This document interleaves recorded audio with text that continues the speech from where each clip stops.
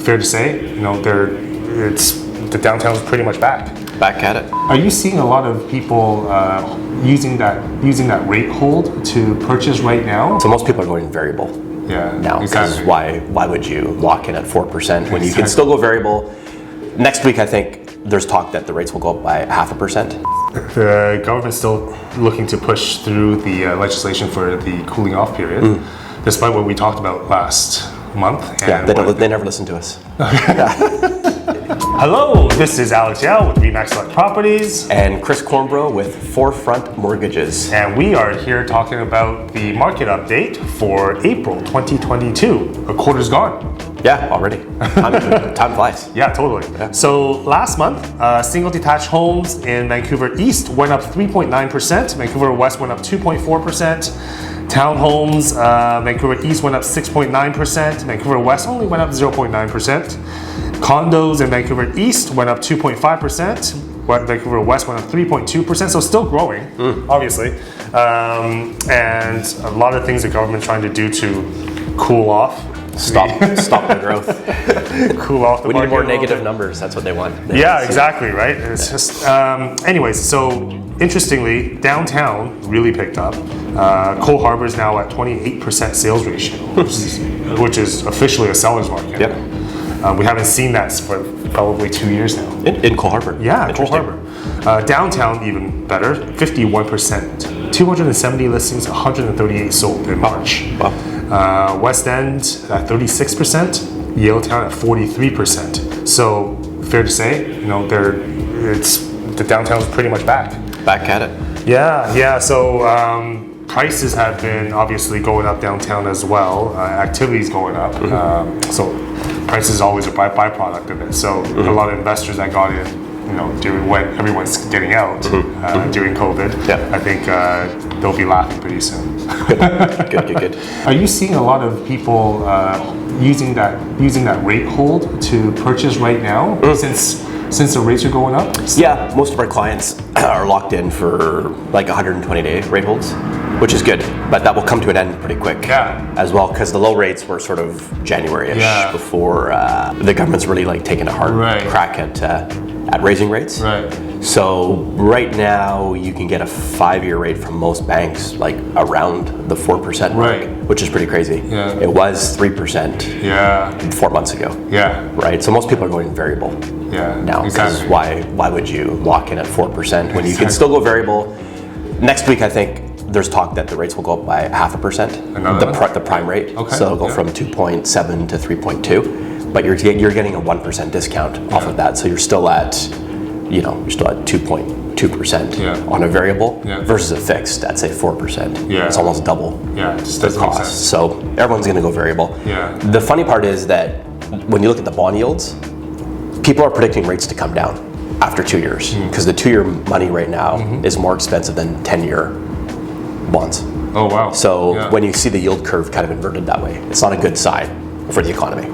Because I think what will happen is you'll raise rates. Of course, that's what the government's trying to do. Yep. Slow down inflation. Everything's obviously gone up by thousands of percent over the last little while, right? And once you raise rates and people stop spending money, they don't go out, they don't travel, they don't buy the unnecessary items like discretionary spending, and then you see the economy do this because there's always a byproduct. So it'll be just, I think it's going to be like a little bit of a year or two of pain, perhaps rate wise, and then you'll see probably rates come back down to some sort of halfway point between now and when they were maybe prior to COVID or even during COVID. It's hard to say.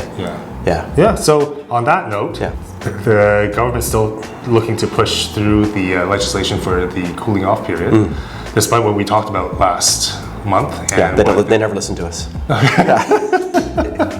No, I mean the entire industry has been kind of voicing our opinion.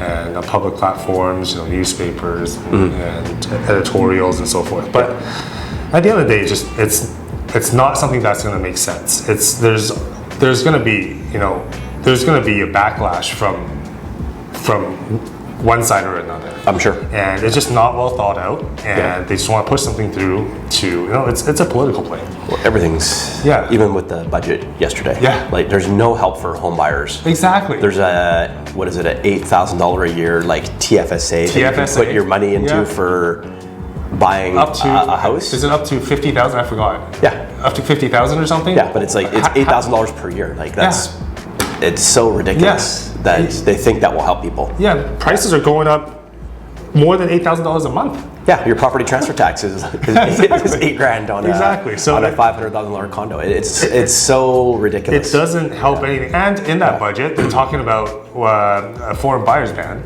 When all of Canada, the residential homes owned by foreign entities or foreign buyers are below 3%.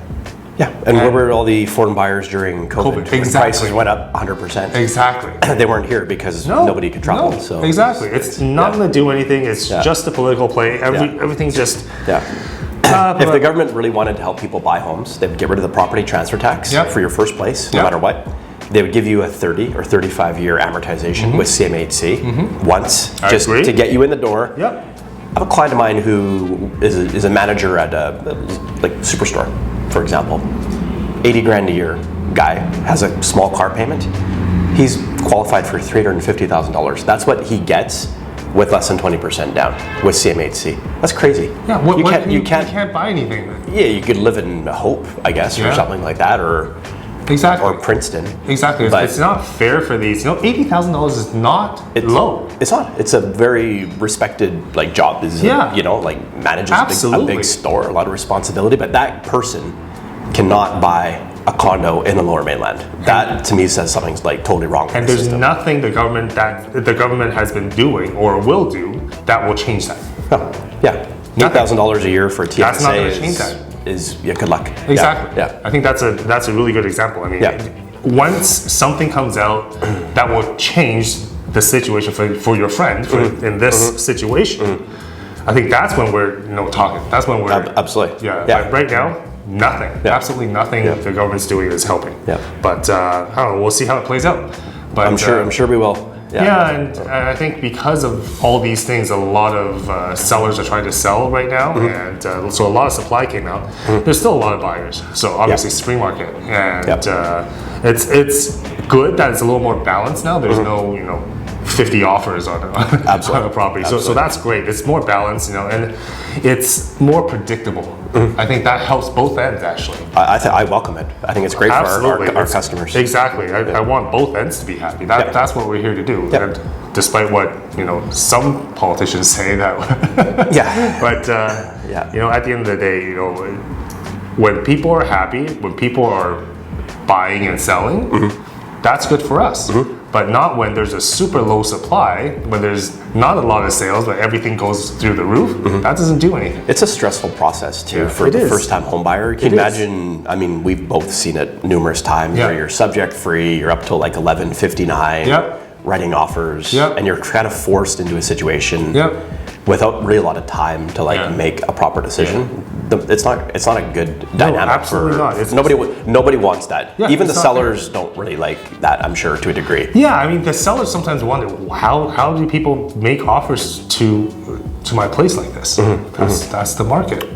But at the end of the day, they know that after they sell, they need to buy. Absolutely. They're going to be in their shoes. Yeah, exactly. Well, I think even with rates, they're going to go up. There's no doubt about it. And we might see a fixed rate at 4.5%. It's not abnormal. We've had rates like that for a long time in the last 10 years, give or take. But if prices level off a little bit,